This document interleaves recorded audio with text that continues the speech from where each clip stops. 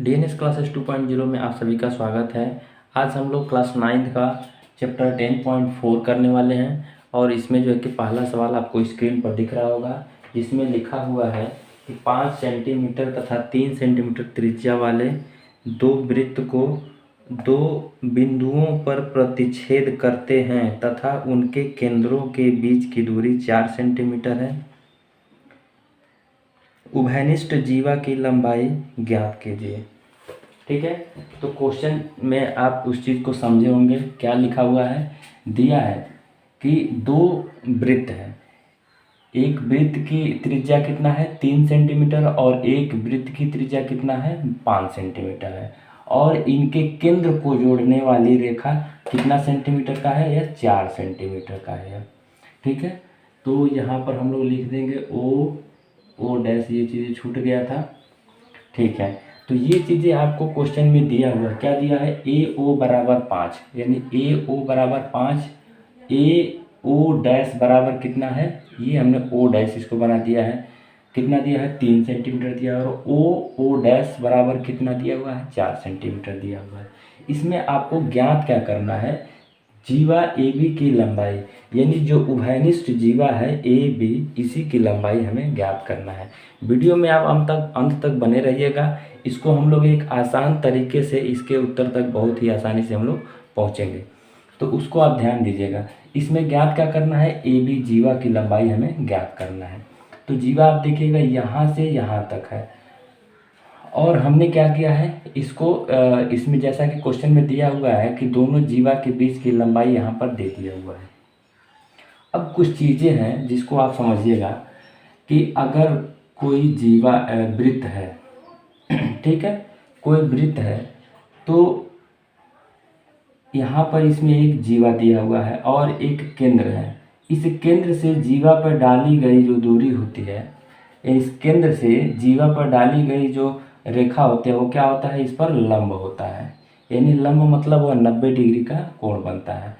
तो वही चीज़ें यहाँ पर आप ध्यान दी गई, यह क्या एक उभयनिष्ठ जीवा बन जा रहा है, और इस पर यहाँ केंद्र है और यहाँ केंद्र। इस केंद्र से इस जीवा पर यह रेखा जब खींचा जाता है तो यह इस पर लंब बनाता है, और इस केंद्र से इस जीवा पर खींची जाती रेखा तो यहाँ भी क्या बनाता है, एक लंब बना देता है। तो इसका मतलब यहाँ क्या हो गया, और क्या चीज़ें होता है, एक चीज़ और ध्यान दीजिएगा, इस केंद्र से जब इस पर डाला जाता है तो यह क्या करता है, इसको बराबर बराबर भागों में विभाजित करता है, यानी जितना लंबाई होगा उतना ही लंबाई, यानी इसके बीचों बीच में क्या करता है, यह एक दूसरे को काटता है। ठीक है, तो यहाँ से यहाँ तक की दूरी अगर हम लोग निकाल दें तो इसी का हम लोग डबल कर दें तो यह भी निकल जाएगा, यानी पूरी दूरी निकल जाएगा। क्यों, क्योंकि अब यह क्या है, ये इस जीवा की यह क्या है, यह बीच में एकदम मध्य में इसको जोड़ रहा है। ठीक है, तो सबसे पहले हम लोग क्या निकालेंगे, सबसे पहले हम लोग इसकी दूरी निकालेंगे, और इसकी दूरी निकाल के उसी का हम लोग डबल कर देंगे तो इस पूरे जीवा की लंबाई ज्ञात हो जाएगा।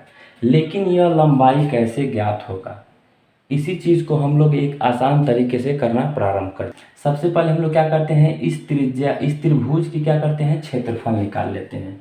तो चूंकि यहाँ पर क्या दिया हुआ है, यह तीनों भुजाएं दिया हुआ है।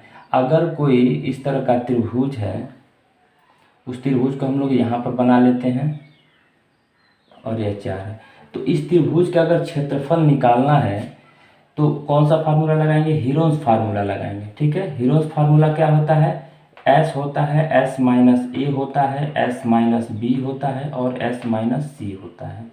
ठीक है, यह हीरोन्स फार्मूला है। इसका प्रयोग करके हम लोग इसका क्षेत्रफल निकाल लेते हैं पहले।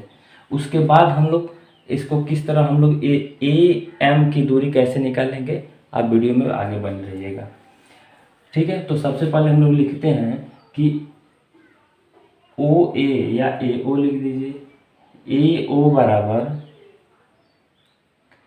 5 सेंटीमीटर है, और ए ओ डैश बराबर कितना है 3 सेंटीमीटर है। ओ डैश बराबर कितना दिया हुआ है, 4 सेंटीमीटर दिया हुआ है।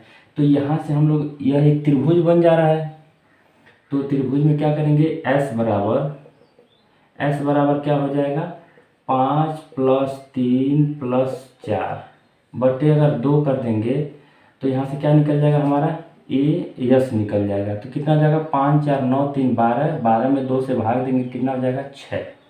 ठीक है, तो अब यहाँ पे क्या करेंगे, त्रिभुज ओ ए ओ डैश, तो लिखेंगे कि त्रिभुज ओ ए ओ डैश का क्षेत्रफल बराबर क्या हो जाएगा, इसका क्षेत्रफल बराबर क्या हो जाएगा, हम लोग हीरोज फार्मूला लिख लेते हैं यहाँ पे, एस हो जाएगा एस माइनस ए हो जाएगा, फिर एस माइनस बी हो जाएगा, फिर एस माइनस सी कर दीजिएगा।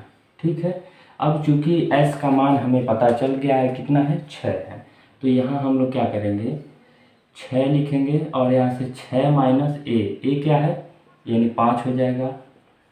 ठीक है, फिर एस माइनस बी यानी 6 माइनस कितना हो जाएगा, 6 माइनस बी का मान कितना हो जाएगा 3 यानी 3 ले लीजिएगा, फिर 6 माइनस सी का मान 4 हो गया ये। ठीक है, यहाँ से अब हमारा 6 में से 6 लिख लिए, गुणे 6 में से 5 गया 1, गुणे 6 में से 3 गया 3, गुणे 6 में से 4 गया 2। ठीक है, अब इन सब का गुणा कर देंगे कितना हो जाएगा 6 3 18, 18 दूना 36 यानी यहाँ कितना आ गया 36 हो गया। इसको हम लोग कितना लिख सकते हैं 6 गुणे 6 हो जाएगा और यहाँ से 6 हमारा बाहर आ जाएगा, ये 6 सेंटीमीटर स्क्वायर इसका इस त्रिभुज का क्षेत्रफल हो गया। ठीक है, तो इस त्रिभुज का क्षेत्रफल निकल गया। तो अब हम लोग क्या करेंगे, अब फिर हम लोग इसके क्षेत्रफल का एक फॉर्मूला लिखेंगे, क्या उस चीज़ को आप देखिएगा। इसका क्षेत्रफल और किस तरीके से निकाला जा सकता है, अगर यहाँ पर देखा जाए तो यह क्या है, एक लंब है, लंब है तो हम लोग क्या लिख सकते हैं कि क्षेत्रफल यानी ओ ए ओ डैश का क्षेत्रफल, ओ ए ओ डैश का क्षेत्रफल बराबर कितना हो जाएगा, हाफ बेस यानी आधार गुणे ऊंचाई, ऊंचाई क्या है ए एम है। ठीक है, यह भी इसका क्षेत्रफल निकालने का एक फार्मूला है। ठीक है, तो यहाँ से चूंकि इसका क्षेत्रफल पहले ही निकल चुका है, कितना निकल कर आया है 6 निकल कर, तो इसके क्षेत्रफल की जगह हम लोग 6 लिख देंगे। अब यहाँ पे जो है चीज़ उसको हम लिख लेंगे, आधार कितना है इसका 4 सेंटीमीटर, ऊंचाई कितना है नहीं पता, ऊंचाई क्या है ए एम। ठीक है, अब इसको हम लोग 2 से काट देते हैं, 2 दूना 4 हो जाएगा और 2 तिया 6 हो गया, यानी ए एम बराबर कितना हो गया 3 सेंटीमीटर हो गया। ठीक है, अब चूंकि यह लंब जो है कि इस जीवा को बराबर बराबर भागों में विभाजित कर रहा था, तो इसका मतलब जितना दूरी यह है उतना ही दूरी यह भी है, तो इस दूरी को निकाल कर हम लोग इसका दोगुना कर दे तो यह पूरी दूरी निकल जाएगा। तो यहाँ पर हम लोग लिखेंगे जीवा ए बी बराबर कितना हो जाएगा 2 ए एम हो जाएगा, इस ए एम का दोगुना कर देंगे यानी 2 गुणे ए एम का मान कितना आया 3 यानी कितना हो गया 6 सेंटीमीटर, और यही हमारा फाइनली आंसर हो जाएगा। ठीक है, तो आशा करता हूँ कि ये क्वेश्चन आपको अच्छे से समझ में आ गया होगा। इस वीडियो में इतना ही रहेगा, तब तक आप वीडियो को देखते रहें। वीडियो देखने के लिए धन्यवाद।